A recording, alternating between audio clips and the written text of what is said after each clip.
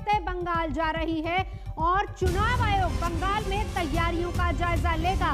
पश्चिम बंगाल में 27 मार्च को पहले चरण का मतदान होना है। इसी के मद्देनजर लगातार हिंसा की खबरें पहली बात आ रही है और दूसरी बात लगातार ये मांग की जा रही है कि वहां पर चुनाव निष्पक्ष तरीके से हो, इस बात को सुनिश्चित किया जाए। चुनाव आयोग की टीम अब अगले हफ्ते पश्चिम बंगाल का दौरा करेगी, जिसके बाद क्या हालात और क्या स्थितियां वहां पर है इसको लेकर चर्चा की जाएगी, जायजा लिया जाएगा। और इस बीच आज टीएमसी के 3 सदस्य पहुंचे थे चुनाव आयोग से मुलाकात करने के लिए। ऐश्वर्या पालीवाल इस वक्त हमारे साथ जुड़ चुके हैं। ऐश्वर्या, लगातार हिंसा की खबरें भी आ रही है, निष्पक्ष चुनाव को लेकर सवाल भी उठ रहे हैं, चुनाव आयोग क्या कह रहा है अब? देखिए, मैं आपको बता दूं, आज भी टीएमसी के नेता आए थे इलेक्शन कमीशन। उन्होंने यही कहा कि टीएमसी के नेता ये चाह रहे हैं, वो ये चाहते हैं, ममता बनर्जी भी इस समय चाह रही हैं कि जो चुनाव होंगे वो निष्पक्ष होने चाहिए।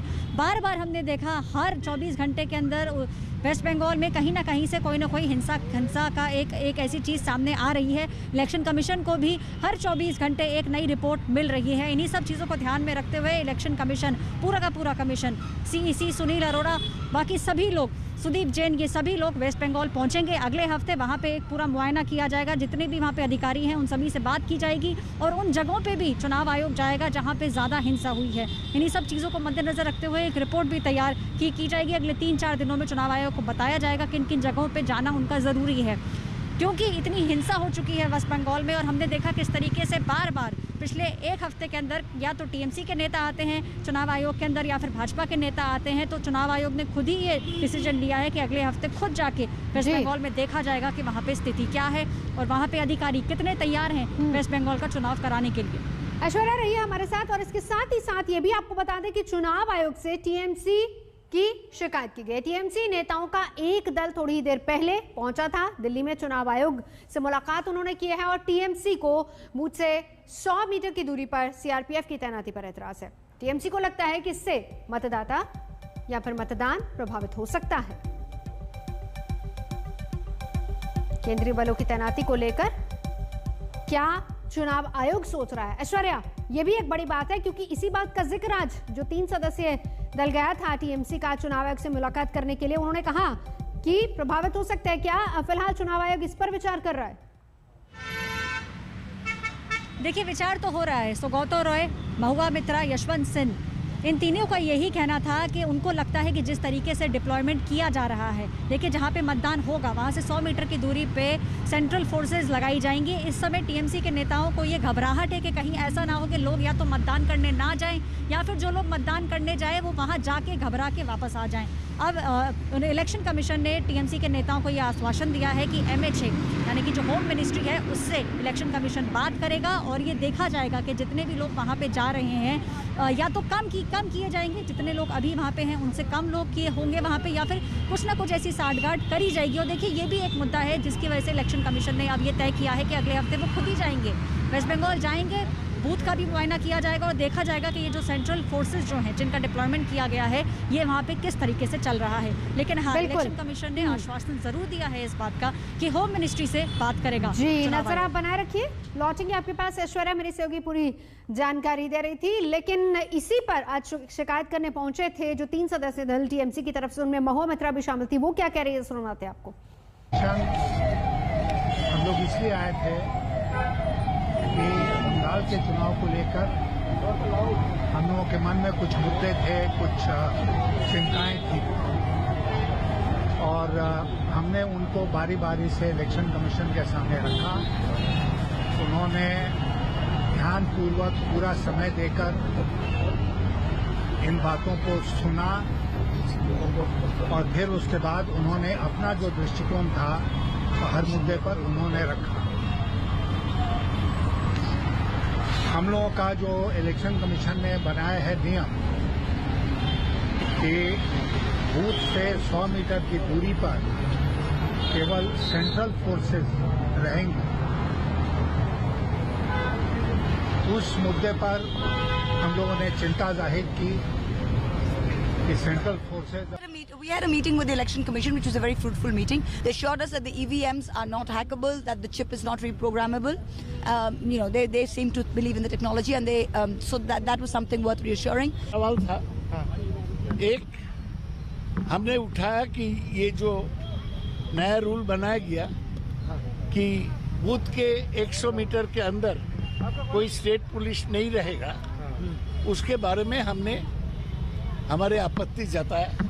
उन्होंने बोला ऐसा रूल तो सब जगह है, लेकिन बूथ के सामने बांग्ला बोलने वाले लोग रहेंगे, कोविड वॉलेंटियर रहेंगे, ऑफिसर भी रह सकते हैं। ऐसी बात नहीं है कि लोकल पुलिस कोई नहीं रह सकता है। एक दूसरा, हम वीवीपैट के बारे में सवाल उठाया कि 100%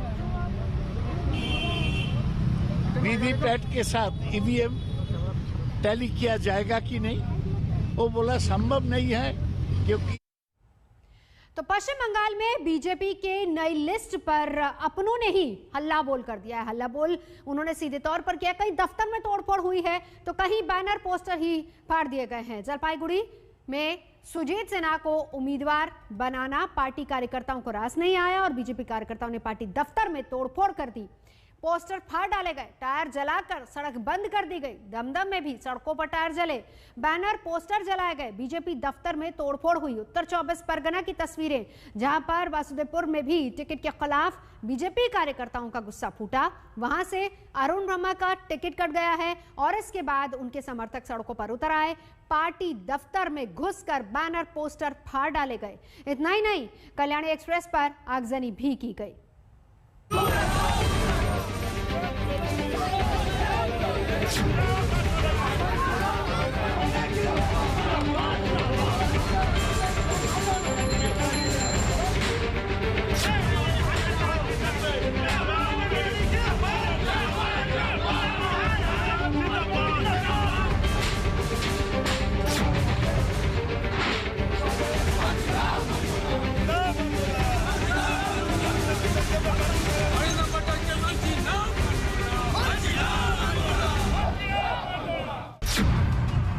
बंगाल में बीजेपी के उम्मीदवारों की नई लिस्ट आई तो बवाल मच गया।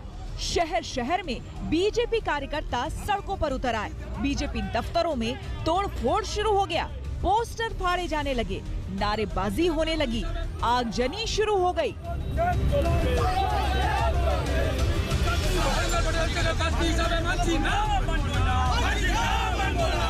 जलपाईगुड़ी में सुजीत सिन्हा को उम्मीदवार बनाना पार्टी कार्यकर्ताओं को रास नहीं आया और बीजेपी कार्यकर्ताओं ने पार्टी दफ्तर पर हल्ला बोल दिया। गुस्साए कार्यकर्ताओं ने तोड़फोड़ की, पोस्टर फाड़ डाले, टायर जलाकर सड़क बंद कर दिया। ये कार्यकर्ता दीपेन प्रमाणिक को टिकट देने की मांग कर रहे हैं।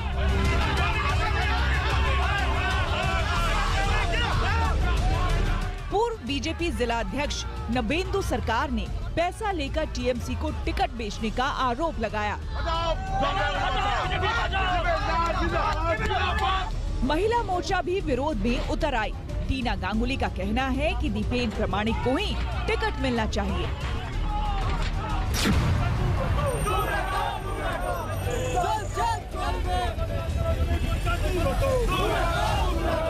दमदम में भी हालात ऐसे ही दिखे। सड़कों पर टायर जल रहे थे,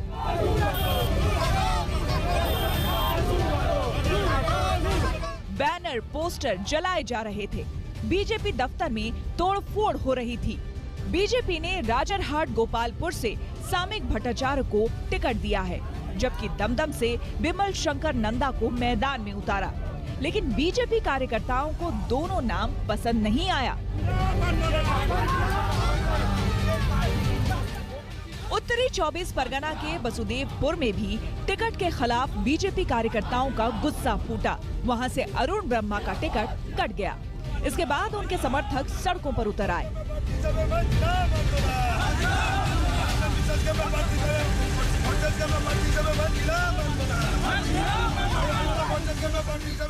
पार्टी दफ्तर में घुसकर बैनर पोस्टर फाड़ डाले। इतना ही नहीं, कल्याणी एक्सप्रेस पर आगजनी भी की। शांतिपुर के विधायक अरिंदम भट्टाचार्य को जनता दल से उतारा गया है।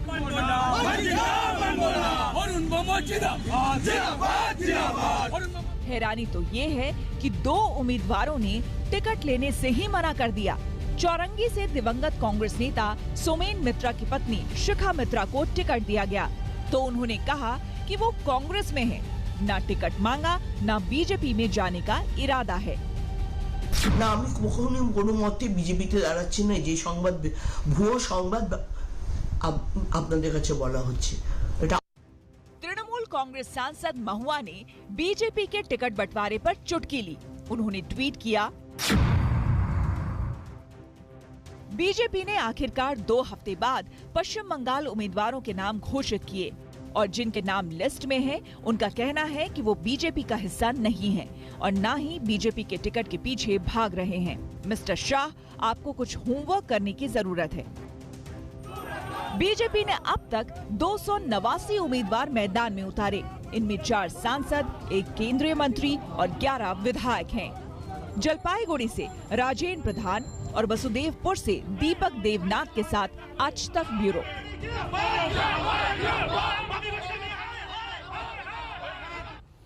महाराष्ट्र के गृह मंत्री अनिल देशमुख ने एंटीलिया केस में एक बड़ा बयान दिया है। दिल्ली में शरद पवार से मिलने के बाद उन्होंने कहा मनसुख हिरेन की हत्या हुई और उन्होंने कहा कि इस मामले में महाराष्ट्र सरकार एनआईए जांच में पूरा सहयोग कर रही है।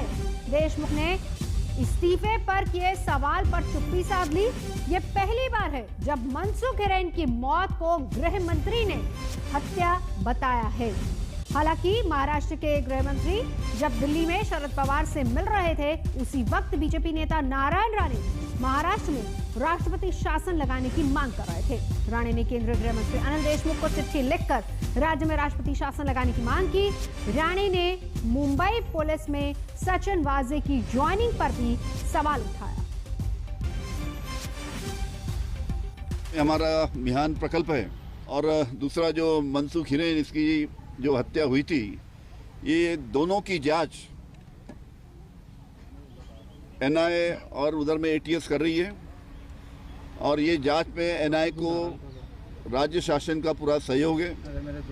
उसमें अच्छी तरीके से जांच होना चाहिए और जो भी इसमें आरोपी हो उनके नाम आगे आना चाहिए ताकि कानूनन उनके ऊपर कार्रवाई कर सके। मैं समझता हूँ कारोबार महाराष्ट्र सरकार का सही नहीं है, इसलिए तो मैं मांग किया था कि महाराष्ट्र में कानूनी व्यवस्था ठीक नहीं होने के कारण, करप्शन बढ़ने के कारण महाराष्ट्र में राष्ट्रपति रूल लाना चाहिए। ऐसी में मांग अमित शाह जी के पास लेटर भेज के किया। इस्तीफा देना चाहिए गृह मंत्री को।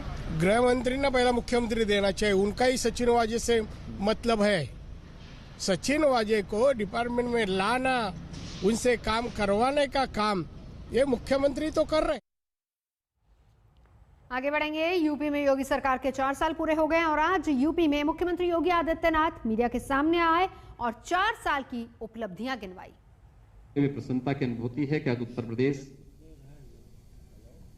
निवेश अनुकूल वातावरण बनाने में पूरी तरह सफल रहा। ईज ऑफ डूइंग बिजनेस में यानी व्यवसाय की सुगमता में आज उत्तर प्रदेश देश के अंदर 15-16 में जो रैंकिंग हमारी 14वें स्थान की थी, आज वह 2रे स्थान पर है। देश की 2015-16 में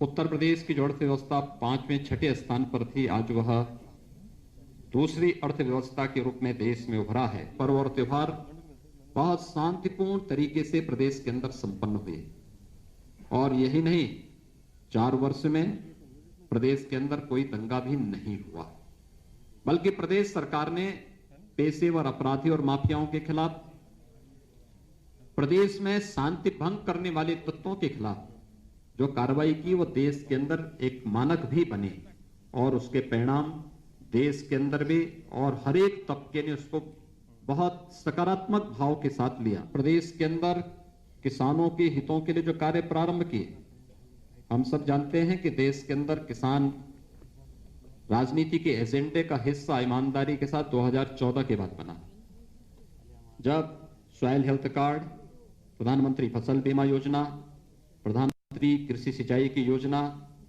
जैसी योजनाएं लागू हुई।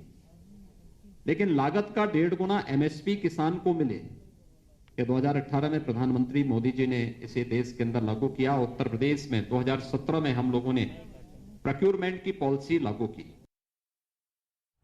राहुल गांधी आज असम के चुनावी दौरे पर हैं, जहां पर उन्होंने बेरोजगारी पर फिर से सवाल उठाया। राहुल गांधी का आरोप है कि बेरोजगारी बढ़ रही है और साथ ही नफरत भी बढ़ रही है। जो सपना देखना चाहते हैं, सपना पूरा करना चाहते हैं, उसको नहीं कर पाए, वो हो रहा है। आपको बांटा जा रहा है, एक धर्म को दूसरे धर्म से लड़ाकर, एक व्यक्ति को दूसरे व्यक्ति से लड़ाकर, और फिर जो आपका है, चाहे वो एयरपोर्ट हो, टी गार्डन हो, जो भी हो, सीधा बेचकर अपने मित्रों को दिया जा रहा है। ये इसकी रियलिटी है। फिलहाल यहाँ रुकेंगे एक ब्रेक के लिए। आज तक पर खबरों का सिलसिला लगातार जारी है, देखते रहिए आज तक।